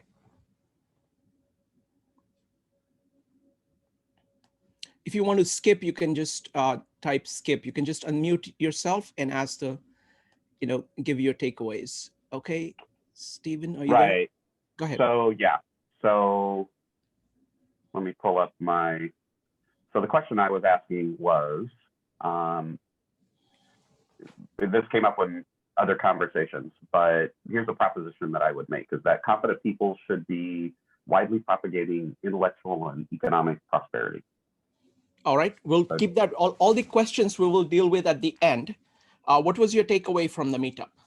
Oh, I'm sorry. So I have a bunch of little ones, it's good to find a group of people who have this point of view and this kind of experience. And I've got a few links of interesting things to read and follow up on. And I guess it's good to hear people coming at this from different directions. So wonderful. Yeah. Wonderful. I just want to tell everybody about 70% of you, 75% of you are regulars every day. So these are all polymath people who keep coming every day. We cover a whole range of topics on psychology, philosophy, self-improvement, science, art. But any topic that we are looking at, we are always we're looking at it from the polymathic perspective. So each person brings in a different perspective and we have a conversation on the topic with that. So that's what we do every day, 9 p.m. Eastern time and 12:30 p.m. Eastern time and 2:30 p.m. Eastern time on weekends. So 9 p.m. On the weekdays and then weekends. Next up is Leslie, Barry, and Jeff. Leslie. Thanks. I've really enjoyed this session because it just felt like I fit in. like the descriptions in the conversation fit with my experience or my view of myself. When people think they have me figured out, it probably means they have no clue. And when people acknowledge that they can't quite make sense of who I am, they're the ones who probably have a closer understanding of who I am. But the favorite compliment an ex-boyfriend gave me, he said, "I'm the most interesting person he's ever known." And I love that, and I cherish that compliment. But thank you for making me feel like I fit in for these 2 hours. Thank you. Wonderful. Thank you, Leslie. Nice to have you here. Next up is Barry, Jeff, and Derek. Barry? Yes. Well, my major takeaway is from the poem I just read to the breakout group. And that poem says, "My fruit were the grapes of math that became the grapes of wrath. Because I'm an empath, I choose the vine to wine path who has the grapes of a polymath." And so what I mean by that is many times I join a group and it's draining. And I become, because I absorb other people's emotions and I come away trying to solve their emotions but I'm just, my takeaway is that I become away excited that I am a polymath. It's supporting, it's helping rather than hurting me. So I find as I become more polymathic and more empathic as I get older, that I am more even sensitive to other people's emotions. And so finding a group that is emotionally supportive is really critical to me. Thank you, Barry. Always appreciate your stories and especially your poems. Thank you. Next up is Jeff, Derek, and Alice. So I want to thank Geoni for the really excellent questions that he raised in our breakout. And among them was a question about the relationship between polymathy and intelligence. And my sense of that relationship, and something that I hear you all, if I'm hearing you correctly, kind of remark on and really celebrate, is that polymathy is the mashup of many different kinds of intelligence, that from the the intellectual to the emotional to the ability to not just address kind of facts, be they simple or very complex or interrelated, but then even beyond that, invention, when things are truly complex and the answers are not known. And then on top of that, where there is chaos. And not only do we not really know the answer, but everything's changing. And the not only willingness, but really just attraction to those kinds of questions and issues is something that I find unusual in the world. And I know that I make people crazy by constantly raising them all the time. And so I think I see that you all, I think I find you as kindred spirits in appreciation as well as attraction to that kind of complexity and change. And I appreciate that. And Angela, I appreciate all your work in this. And Geoni, I want to tell you how much I love that question. Wonderful. Thank you. Thank you, Jeff. Next up is Derek, Karen, and Nicole. Derek? So I think that my takeaway from this, I think one of the major themes that we have here is that we live in a world where people are expected to fit in to some specific place, or even as children, we're expected to fit in the way that we respond in our humor and in our emotions and in what we're motivated by and in what gives a response, what evokes a response from us. And that for a lot of people who I think there's this innate restlessness to being a polymath that is what drives us to try to master multiple fields and also to delve so deeply into them. And I think that in a lot of cases, I've heard from a lot of people here that they have a sense of alienation from normal people because of this restlessness because of this difference. And I think, though, that in a lot of cases, unless you manage to get in the right environment where you just thrive as such, that a lot of us end up running into some sort of life crisis that allows us to relate to normal people in a way that maybe we didn't before, and recognize the struggles of normal people. And I think that that's what it did for me. And it's been interesting to hear some of the stories from other people where they too found themselves laughing at different things from their classmates, not fitting in whenever people are trying to get them to pick a career, all these sorts of issues. That it's the struggle to fit in. That's the major takeaway that I think I'm going to look into further when I come away from this. Excellent. I'm going to jump and I'm going to give my takeaway because it is connected to this. I actually feel very differently. I see that children are naturally curious and have no boundaries of disciplines. And they just try to learn and do everything that they can. So I think human beings are like that. So for me, polymath is not an unusual thing. Polymath is just human. And for some reason, over the last 300 years, people have created this concept of disciplines and that you're supposed to have boundaries, which is I consider highly artificial. So for me, I'm just being human.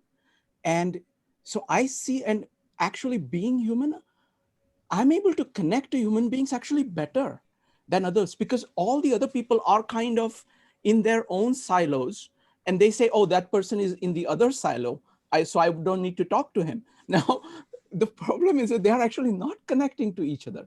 Whereas I find it's the most natural thing to talk to people at wherever they are and whatever they can do. And the more, so it's kind of like, playing with other people, so it's like kids playing with other kids. What can you play? And it just opens. I don't see this. And for example, I don't see, like, for example, this entire forum is all about that. People come from everywhere. Some of them, most of them are polymaths. Some of them are not. And we meet people wherever they are.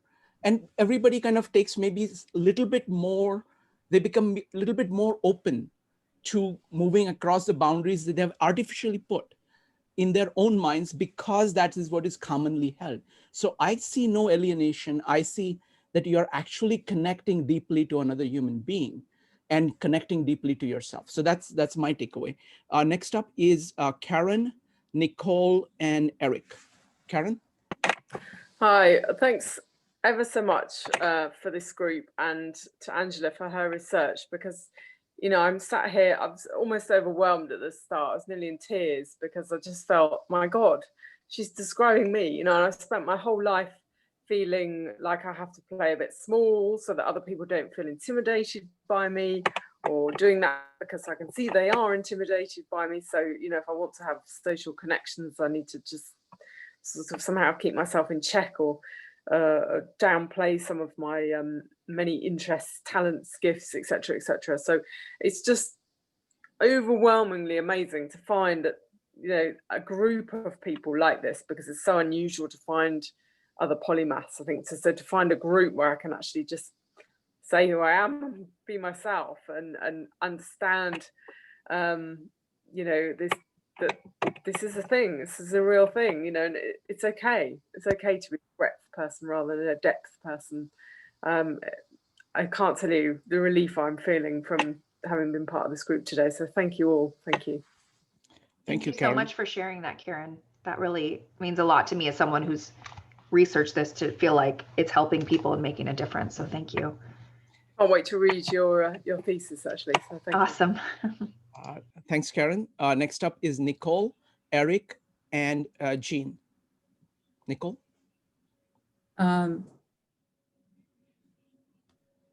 It's good to connect.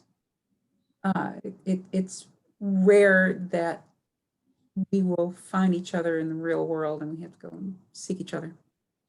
I like watching, I do like hearing people talk about the positive aspects. Geoni, man, your smile is just awesome. Oh, good Lord. You're just full of optimism, and I can be like that sometime, but Today I'm not, I'm more cynical. I just have this little cynical period I'm in. But it's nice, nice watching. It's like, I remember that optimism. Yeah. It's good to see other people, you know, like yourself, Karen, who just enjoyed coming into the, company. I was lucky I had a couple kids in high school, one in particular who was like that. Not many, but yeah, I guess the takeaway is it's just good to see other people who are responding positively to the connection. Thank you, Nicole. Next up is Eric, Jean, and Francoise. Eric? Eric, are you there?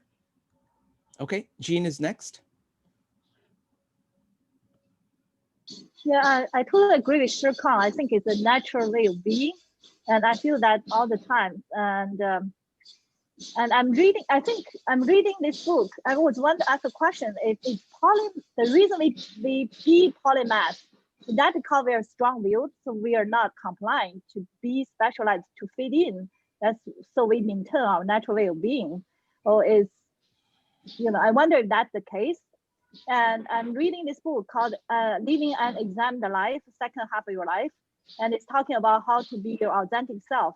I think it's important to accepting yourself. We're all different, how this world works. We need specialized person and we need polymath people to connect them. That's how we can work beautifully together. Unfortunately, we don't need a lot of connectors. So we are not too many in this world, spread out. So it's good Shirkan created space to help us to meet each other. And Angela too, I joined your Facebook group. I love the comments, very fascinating. Thank you, guys. Thanks, Jean. Eric, you're back. Go ahead. I'm not sure I actually have a ton to add to that. I think those were two pretty decent summaries. No, we're not trying to do summaries. We're trying to say, what are you walking away from this meetup with? What is your takeaway?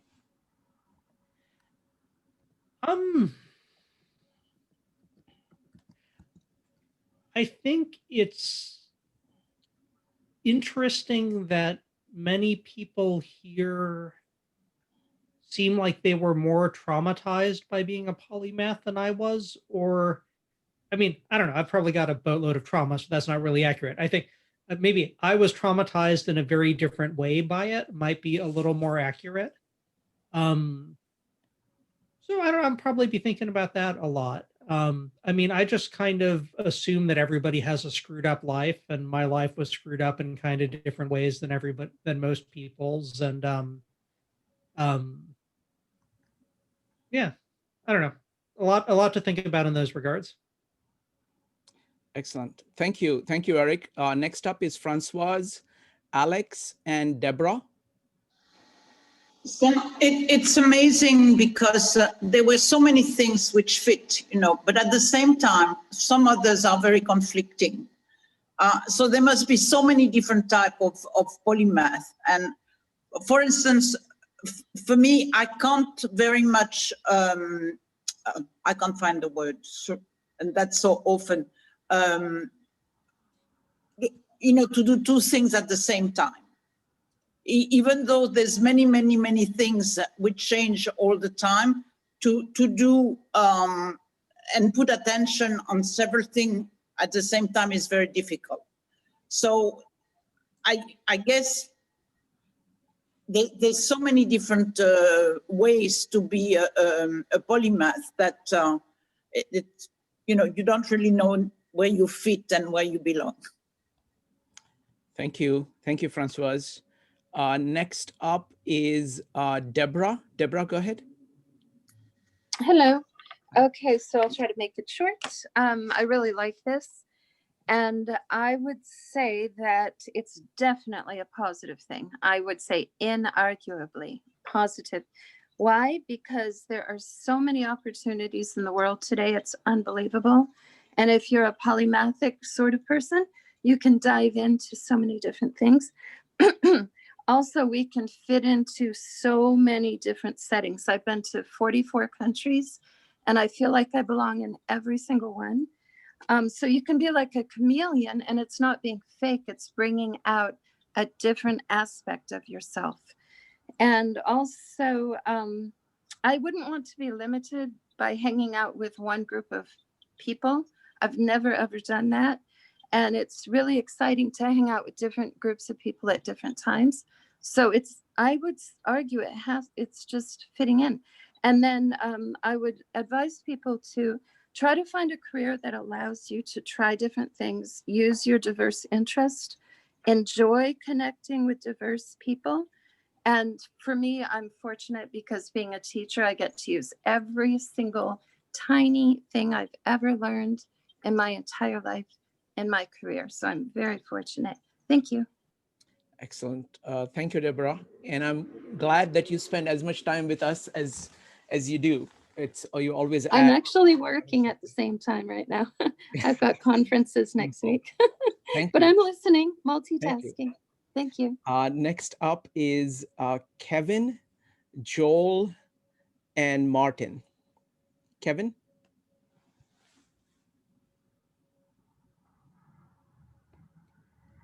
Okay, next up is Joel, Martin, and Mike. Joel? Oh, sorry. Oh, Kevin, go ahead. Yeah, just because today I did something. Sorry, just listen to awesome talk presenter and you guys talking. My takeaway is like that. Obviously, everybody has polymath skills and personality. For example, the job by job, that's transfer skills. The simple words I look for a job. And also other thing. Like we use only one brain. We do different things. From dating, sleeping, then go to breakfast, cooking, working, work with kids, play with kids. That's a different skill set. That's my understanding. Thank you. Thank you. Next up is going to be Martin, Mike, and Julie. Martin, go ahead. Okay, thank you. Well, my takeaway of this is that I have a takeaway. And for these days, to have a takeaway, it's a lot for me. This conversation reminds me what a phrase that a professor that I had told me that is you shouldn't take everything that the way it is, the way it should be. I mean, and it's something that allows me to try to understand that if you don't fit in, maybe it's okay. I mean, maybe you should try a different way, and then when you realize that in a different way that you try and you can accomplish what you want, and that encourage you to do more and more and more, and to understand what everyone tell you that it's impossible, or let's say that it's very difficult, you can do it. And that is a very interesting thing to get energy of that. And also I always, when I think about polymathy or generalistic things or something like that, is as Srikant said, I feel more that is more natural, that is that not, I mean, it's more natural to be the way to learn different things and have different skills. Because I think what happened with a guy who was born like, I don't know, 3,000 years ago, and what happened, I mean, he or she should have a lot of skills to adapt to the environment that they don't even know how they can call. I don't know, they don't even know what is fear. They don't have a word for that, and they should adapt as much as they can to, and that people bring us here. And that is, I think we are in the backwards now. And also I think another thing that I think it's, imagine what we send outside Earth, an astronaut. And an astronaut should have a lot of different skills, like emotional skills, like technical skills, and adaptation skills, a lot of skills. I mean, we need to know or to research more about what is an astronaut and what should be or should have, because we are sending someone outside the environment that we know, totally unknown, and that is the person that we are sending. And I think we need to understand much more about aerospace things and astronaut things. And well, that is what I want to share. Thank you, Martin. Next up is Mike Magic, Julie, and Michael Cillian. Mike Magic? I guess everybody in this audience has been a polymath except me. The few skills I've been able to develop seem to Mike, all I have a don't believe that commonality. for a moment. I don't believe that for a moment. No matter what topic we've been talking about over these past 3 months, you've been able to give the history of that topic. I've had to keep your comments short because you know so much. So I don't believe There's a for a moment. commonality. There's a commonality to the relatively few patterns, and maybe that commonality is partial differential equations. Everything from organizational dynamics to Jungian psychology to economics is nonlinear, multi-dimensional, combinatorial, partial differential equations. And I've only solved a few special cases in that. It seems to work well where I've been able to apply it. I didn't tell you about any of the failures. So, but this has generated a lot of interest, and that's why I keep coming back. Wonderful, Mike. Thank you very much. Always an honor to have you here. Next up is Julie, Michael, and Marco. Julie, go ahead. Hi. I think there's a power around anybody who's honoring and whose life reflects their own uniqueness and is powerful. And usually it's bigger than any fear. So it tends to bring out and inspire other people to come from their light. And their work is infused with love or something when they're doing their passion. Whether or not we're all natural polymaths, I don't know. Some of the people that are specialists and they are authentic may have stopped there because they might have bought into some limiting belief about you can't do it all. So I think that you guys are very powerful in the example you set for other people that we are limitless. And if you see one person do it, it makes you see, it gives you permission and lets you, it's just a beautiful, beautiful, powerful thing. And I think if we had more people honoring themselves, we would live in a world where people create synergy and celebrate their differences rather than feeling so threatened by them and causing wars over them. So beautiful. Right on. Thanks. Beautifully put, Julie. Next up is Michael Cillian, Marco, and B. Michael? Yeah, so like just continue doing what we do, talking about this conversation. I'm part of like at least 6 different networks and groups that are talking about this question and specializing. Excellent, wonderful. Yeah. Next up is Marco, B, and B. Marco?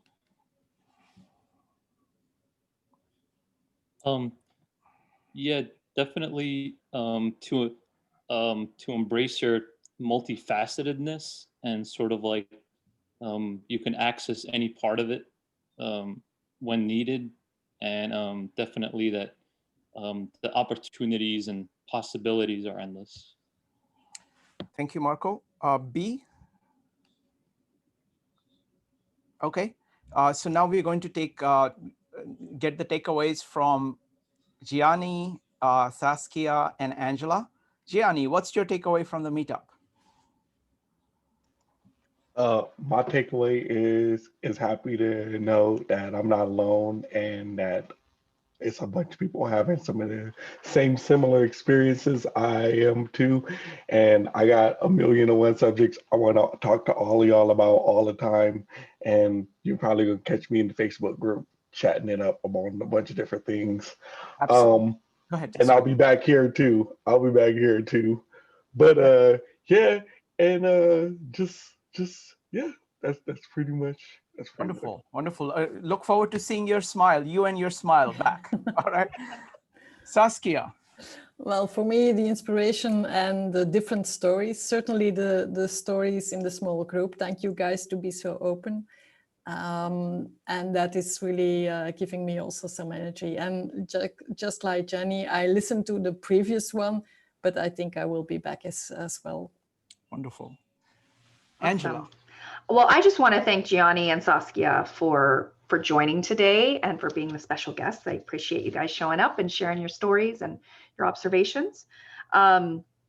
I also want to give a special shout out to Alex, because he was in our breakout group. He's only 16 and he showed up here. Most of us I can see are much older than 16.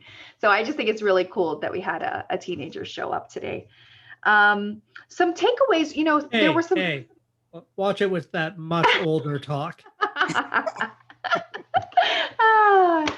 Well, I do wish part of what I hope for polymathy is for it to become more discussed and for there to be discourse around it starting at a young age.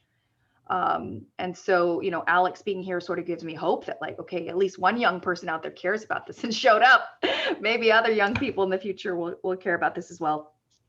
In the breakout room, Barry shared a couple things. Barry, I want to give you a shout out as well. He made some really good points that relate to polymathy and the emotional, social realities of living life in that way. And he said that his polymathy, his multifacetedness, his ability to do painting and piano and yoga and all the things that Barry does, it's actually part of his healing. So when he's had some trauma, his wife dying, it's like actually his polymathy helped heal him in a way. And I neglected to make that point earlier.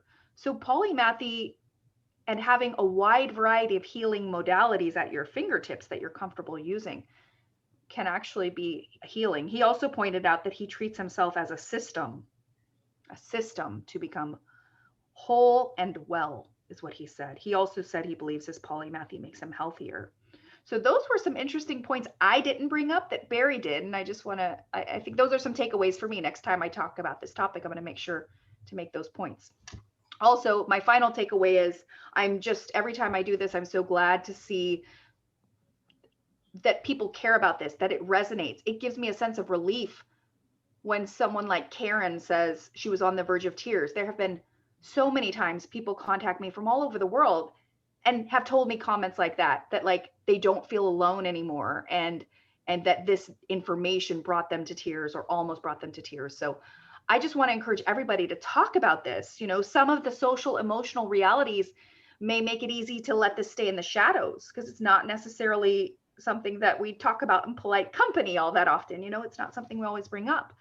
But we should, because it's a natural, wonderful way of being a human being. So that's my final thought, is just to encourage you all to take polymathy out of the shadows and talk about it more, live it more. Wonderful. Let's end by talking about what's coming up. So Angela, can you tell about what's your next meetup? And then I'll tell you about 3 other polymath meetups coming up. Yeah, absolutely. So talk number 3 will be 2 weeks from today. That's November 29th from 2:30 to 4:30 Eastern time. And we're going to be talking about the ethos of a modern day polymath. So what do the personality of polymaths tend to be like? And what kind of values do they tend to hold as they express their multidisciplinary interests and different expertise in a world that rewards specialization? So today we talked about emotions and social aspects. Next week's going to be more about values and personality. Not next week, sorry, 2 weeks from today. So I hope you all can join for that session as well. All right. So there are 3 more presentations coming up on Wednesdays. So we do like Polymath Wednesdays. We call it Comprehensivist Wednesdays or Polymath Wednesdays or Transdisciplinary Wednesdays. And we have a range of people talking about a range of topics. So coming Wednesday, my friend CJ, who heads the Greater Philadelphia Thinking Society, is going to be talking about the value of Ethnosphere. So what can you learn from other cultures? How do you kind of incorporate all the lessons from all the cultures into your thinking? So that's coming up this Wednesday. The Wednesday after that, we are going to be looking at the book Range by David Epstein.